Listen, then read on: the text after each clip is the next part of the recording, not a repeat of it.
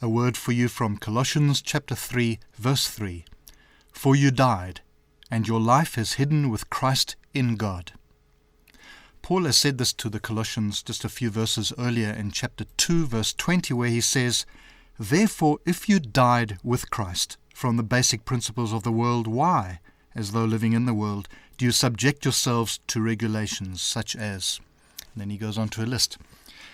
Paul is highlighting this point.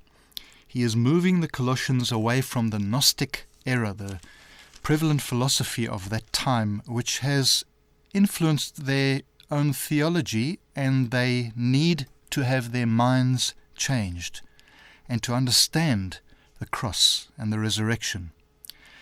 And Paul goes into long descriptions here, very necessary for them and for us. And now he states as a matter of fact that it says here to the Christians in Colossians, you have died. Now this is said, of course, to God's children, to those who are Christians, believers in Him, those who have repented from their sin.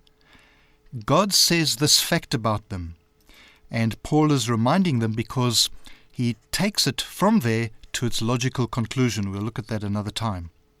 But he's stating a matter of fact, you have died.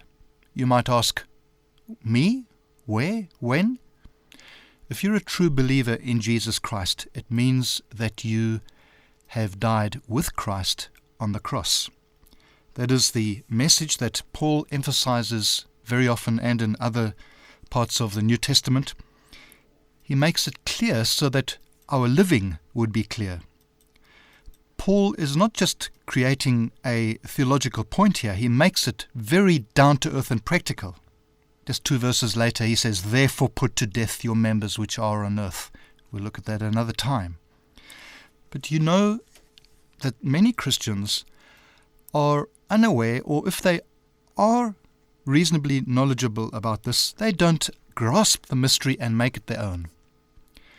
They don't live and walk in the power of this, and they still live in the old things, and they get pulled down again and again. But here God is declaring that factually, as far as He is concerned, that Jesus Christ, His only begotten Son, took into Himself all those for whom He died, not only our sin, but took the sinner into Him, and therefore we died with Him. Now, we'll look next time at the other side of it, and that is that we also rose with Him.